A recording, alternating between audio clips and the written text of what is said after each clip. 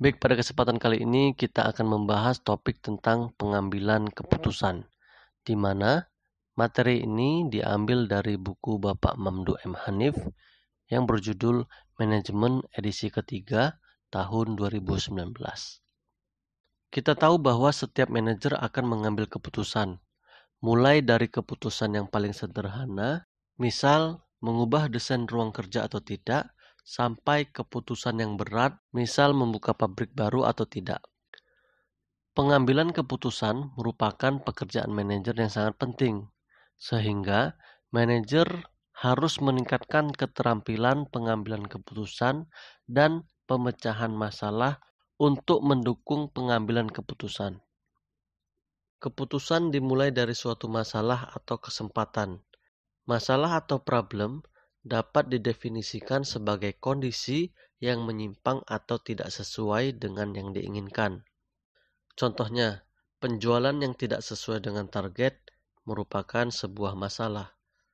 Kesempatan merupakan kondisi yang memberikan kemungkinan bagi organisasi memanfaatkan kesempatan agar hasil yang diperoleh melebihi tujuan atau sasaran yang ditetapkan. Contohnya, konsumen yang belum terpenuhi kebutuhannya merupakan kesempatan karena apabila organisasi mampu memberikan produk yang memenuhi kebutuhan konsumen tersebut, penjualan organisasi akan semakin meningkat. Nah, di sini seringkali antara masalah dengan kesempatan bercampur jadi satu. Apa yang nampaknya menjadi masalah seringkali menjadi kesempatan bagi organisasi.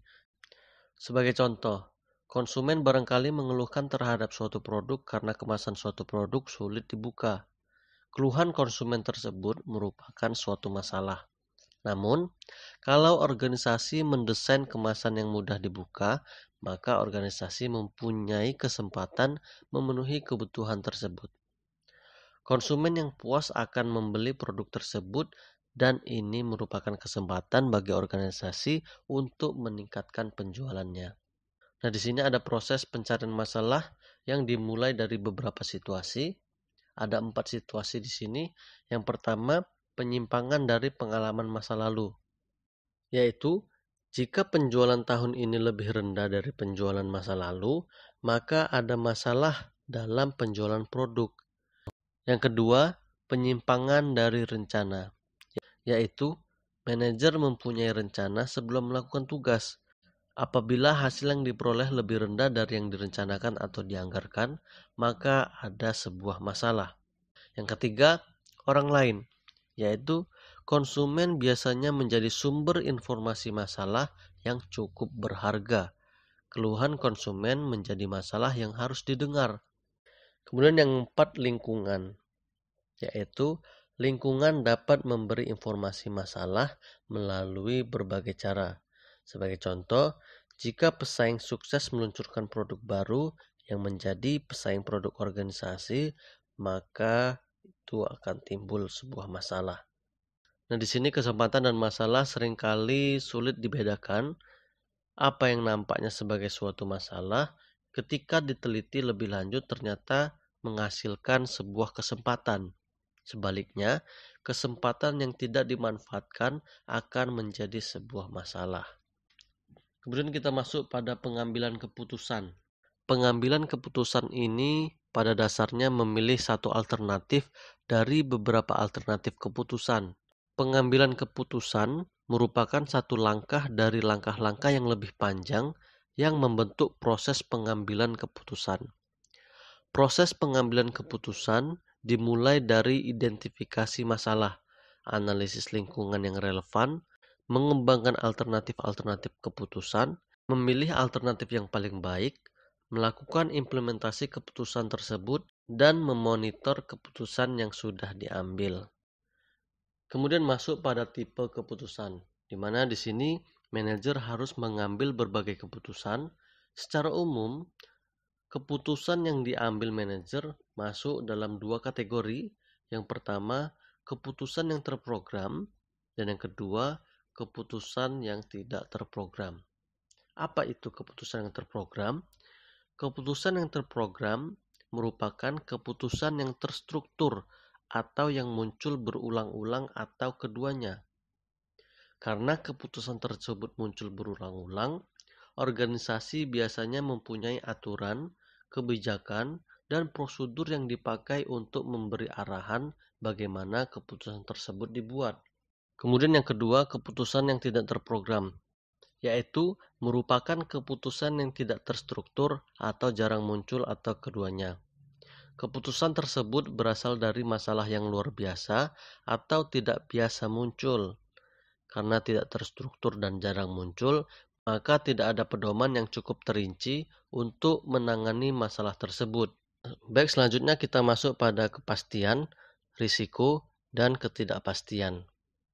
Situasi yang dihadapi oleh manajer seringkali sangat berlainan. Kadang-kadang, manajer menghadapi situasi yang relatif pasti. Konsekuensi dari keputusan dapat diperkirakan dengan tingkat kepastian yang relatif tinggi. Pada situasi lain, manajer lebih sering menghadapi situasi dengan ketidakpastian yang tinggi. Dalam hal ini, tidak mudah memperkirakan konsekuensi dari keputusan. Kemudian masuk pada pendekatan rasional untuk pengambilan keputusan. Kebanyakan manajer akan berusaha mengambil keputusan secara rasional dan objektif. Dengan cara semacam itu, diharapkan akan diperoleh keputusan yang baik dan benar. Nah, di sini pendekatan pengambilan keputusan klasik mengasumsi manajer yang rasional yang selalu mengambil keputusan untuk mencapai tujuan organisasi. Dalam menghadapi masalah, manajer akan selalu berusaha memperoleh informasi yang lengkap dan sempurna, menghilangkan elemen ketidakpastian, mengevaluasi alternatif secara rasional dan logis, dan pada akhirnya mengambil keputusan yang terbaik. Nah, di sini ada pendekatan rasional untuk pengambilan keputusan. Yang pertama, meneliti situasi, kemudian mengembangkan alternatif pemecahan, kemudian mengevaluasi alternatif dan memilih alternatif terbaik, kemudian lanjut pada implementasi, dan kemudian lanjut pada follow up dan evaluasi. Kita bahas satu-satu. Yang pertama, peneliti situasi. Problem baru terasa pada saat ada gejala atau stimulus yang nampak ke permukaan dan menarik perhatian manajer. Gejala tersebut dapat bersifat negatif atau positif. Penjualan yang turun merupakan gejala negatif, sedangkan kas yang terlalu banyak lebih nampak sebagai gejala yang positif. Nah, di sini manajer harus mampu membedakan antara gejala dengan problem yang sebenarnya. Dimana seringkali problem tidak terlalu kelihatan, tetapi gejala yang akan lebih nampak. Sebagai contoh, gejala yang nampak adalah produktivitas karyawan yang menurun. Tetapi setelah ditelusuri lebih lanjut, yang menjadi permasalahan sebenarnya adalah hubungan antara pengawas dengan karyawan yang tidak baik. Nah, di sini manajer harus memperbaiki situasi hubungan antara karyawan dengan pengawas yang tidak baik tersebut, bukannya meningkatkan gaji atau mengganti mesin. Kemudian lanjut, pengembangan alternatif pemecahan. Setelah problem teridentifikasi, manajer dapat mengembangkan alternatif-alternatif pemecahan. Nah, di sini manajer diharapkan dapat menghasilkan alternatif yang jelas atau praktis. Meskipun demikian, manajer harus ingat akan beberapa keterbatasan dalam setiap alternatif, misalnya keterbatasan dalam masalah hukum, etika, dan peraturan yang ada. Nah, kemudian lanjut mengevaluasi alternatif dan memilih alternatif terbaik. Nah, di sini ada bagian evaluasi alternatif di mana menggambarkan langkah-langkah dalam mengevaluasi alternatif. Di sini ada apakah alternatif ini layak, jika ya, lanjut, jika tidak, maka atau drop alternatif. Jika lanjut, ya, apakah alternatif ini memuaskan? Jika ya, lanjut, apakah alternatif ini mempunyai efek positif atau netral? Jika ya, masuk, apakah alternatif dapat dibiayai? Kemudian lanjut untuk evaluasi lebih lanjut. Apakah akan diimplementasikan sebagai alternatif atau tidak? Nah, setelah suatu alternatif lulus menghadapi pertanyaan-pertanyaan saringan tersebut, langkah selanjutnya adalah menentukan alternatif terbaik dari beberapa alternatif yang masih tinggal. Kemudian lanjut pada implementasi. Tahap berikutnya adalah pelaksanaan alternatif yang telah dipilih. Kadang-kadang pelaksanaan suatu alternatif merupakan pekerjaan mudah, tetapi seringkali pelaksanaan suatu alternatif bukan merupakan pekerjaan mudah. Misalkan, alternatif yang dipilih adalah penggabungan usaha atau merger, maka banyak pekerjaan lanjutan yang harus dilakukan. Menggabungkan dua organisasi yang mempunyai karakteristik yang berbeda bukan merupakan pekerjaan yang mudah. Nilai, budaya, dan kebiasaan dua organisasi tersebut harus disamakan. Di sini, manajer harus sadar bahwa keputusan tidak akan terlaksana dengan sendirinya, sehingga harus memperhitungkan kemungkinan anti perubahan pada sebagian karyawan. Nah, sebagai contoh, bagaimana karyawan barangkali tidak akan mau pindah ke kota lain apabila perusahaan memutuskan untuk memindahkan pabrik. Dengan demikian, perusahaan terpaksa harus menarik karyawan baru yang biayanya menjadi cukup mahal. Selanjutnya, follow up dan evaluasi. Di sini tahap terakhir adalah monitor dan evaluasi. Tahap ini dilakukan untuk memastikan bahwa pelaksanaan keputusan yang diambil mengenai sasaran atau tujuan yang ingin dicapai. Jika ternyata tujuan tidak tercapai, manajer dapat melakukan respon dengan cepat, misal mengubah keputusan atau memilih keputusan terbaik kedua. Baik, kita masuk pada alternatif pendekatan rasional. Model rasional dapat mengambil keputusan menganggap manajer cukup rasional. Meskipun kenyataannya, seringkali manajer tidak rasional dalam mengambil keputusan. Diperkirakan pendekatan rasional dipakai kurang dari 20% dari total pengambilan keputusan. Namun demikian, pendekatan rasional juga tidak menjamin kesuksesan suatu keputusan. Seringkali, suatu keputusan ternyata salah, meskipun telah dianalisis secara rasional. Jadi ada beberapa model alternatif di sini, yaitu model administratif. Di sini Herbert Simon mencoba menjelaskan pengambilan keputusan dari sisi perilaku atau behavior pengambilan keputusan. Menurutnya, manajer dalam mengambil keputusan menghadapi 3 hal. Yang pertama, informasi tidak sempurna dan tidak lengkap.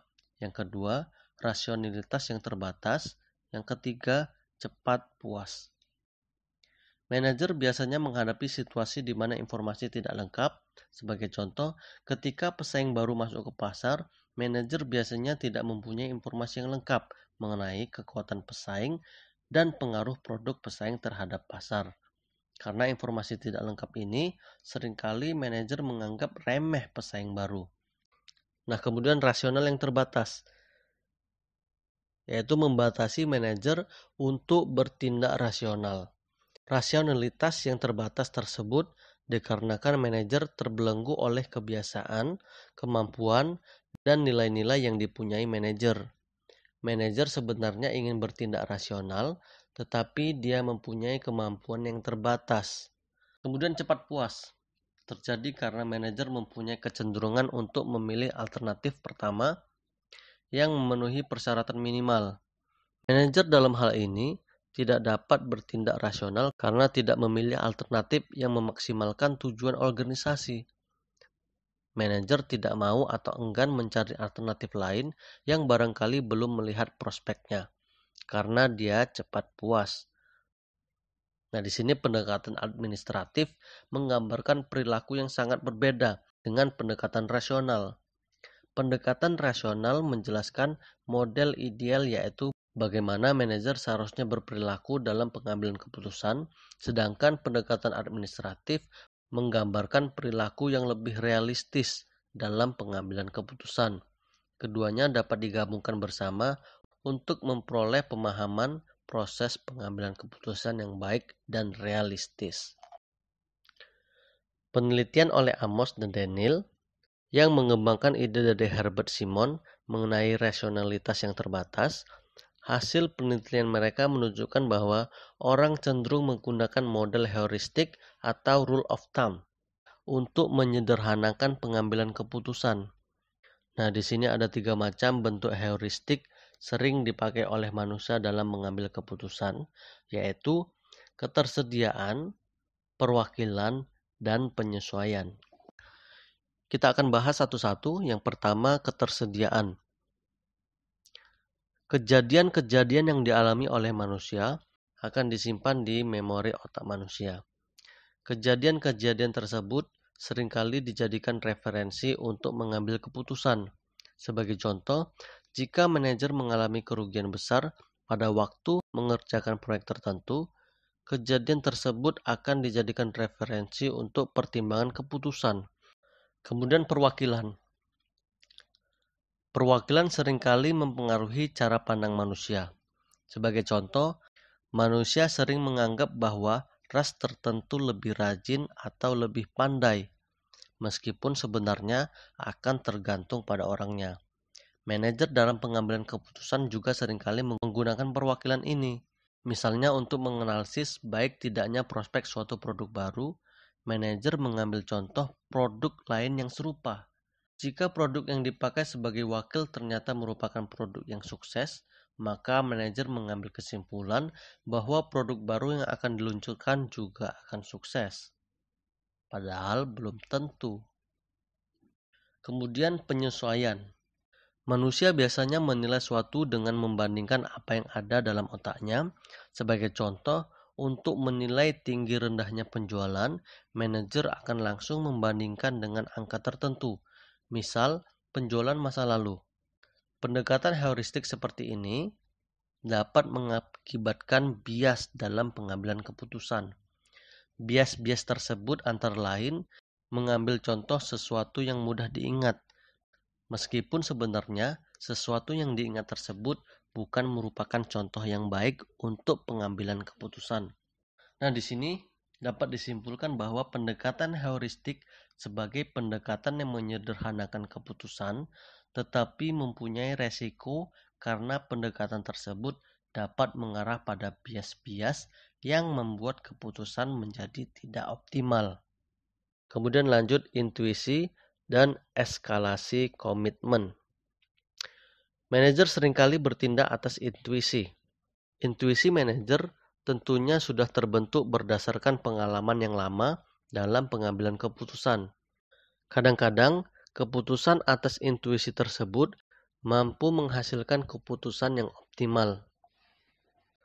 Dalam eskalasi komitmen, manajer seringkali menaruh komitmen yang terlalu besar pada keputusan yang telah dibuat. Keputusan yang telah dibuat akan sangat sulit untuk ditarik kembali. Seringkali kecenderungan semacam itu tidak menguntungkan. Pada waktu manajer akhirnya menarik keputusan tersebut, manajer sudah terlambat karena kerugian sudah terlalu besar. Kemudian selanjutnya pengaruh politik dan etika. Politik merupakan contoh faktor lain yang mempengaruhi perilaku manajer. Politik dalam hal ini merupakan pengertian yang lebih luas, namun tidak terkait dengan pemerintahan. Sebagai contoh, manajer yang tidak suka mengambil resiko barangkali tidak suka mengambil keputusan yang beresiko. Sebagai akibatnya, semangat kewirausahaan menjadi berkurang dan perusahaan menjadi kurang inovatif. Kemudian etika juga mempengaruhi keputusan manajer. Sebagai contoh, jika keputusan yang rasional adalah memberhentikan sejumlah besar karyawan, mampukah perusahaan melakukan hal tersebut secara langsung? Bagaimana dengan nasib karyawan yang sudah bekerja lama untuk perusahaan tersebut? Dalam situasi ini, diperlukan kompromi antara keputusan rasional dengan faktor akan menentukan bentuk keputusan yang telah disesuaikan tersebut. Baik, selanjutnya peningkatan efektivitas pengambilan keputusan. Efektivitas suatu keputusan akan ditentukan oleh dua hal. Yang pertama, kualitas keputusan, dan yang kedua, pelaksanaan keputusan tersebut atau siapa yang melaksanakan keputusan tersebut. Keputusan yang baik tetapi dikerjakan oleh orang yang tidak mampu tentu saja tidak akan mencapai tujuan organisasi secara efektif. Nah, kemudian lanjut pada cara-cara untuk meningkatkan efektivitas keputusan. Ada tingkat individual dan tingkat kelompok. Kita masuk pada tingkat individual. Untuk meningkatkan keputusan, lebih dahulu harus dipahami faktor-faktor apa yang menghalangi pengambilan keputusan yang efektif. Di sini ada 4 faktor yang diidentifikasi oleh Irving L. Yang pertama, relax avoidance, di mana manajer cenderung tidak bersedia bertindak setelah tahu konsekuensi tidak bertindak tidak terlalu besar. Kemudian yang kedua, relax change, yaitu manajer baru bertindak setelah memahami bahwa konsekuensi tidak bertindak cukup serius. Manajer akan cenderung memilih alternatif yang pertama kali ditemukan, tidak mau mencari alternatif yang paling optimal. Yang selanjutnya, defensive avoidance, yaitu karena berdasarkan pengalaman masa lalu, manajer tidak dapat menemukan pemecahan yang baik. Manajer memutuskan untuk membiarkan orang lain mengerjakan keputusan dan dengan demikian menanggung konsekuensi dari keputusan tersebut.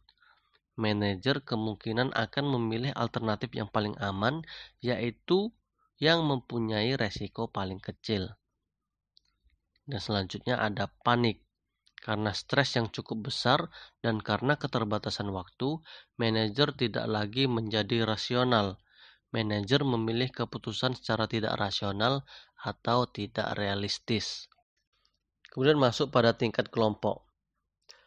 Kelompok merupakan alternatif lain dari pengambilan keputusan secara individual. Pengambilan keputusan kelompok mempunyai keuntungan dan kerugian. Sini ada tabel keuntungan dan kerugian keputusan kelompok. Keuntungannya, yang pertama, informasi dan pengetahuan lebih banyak.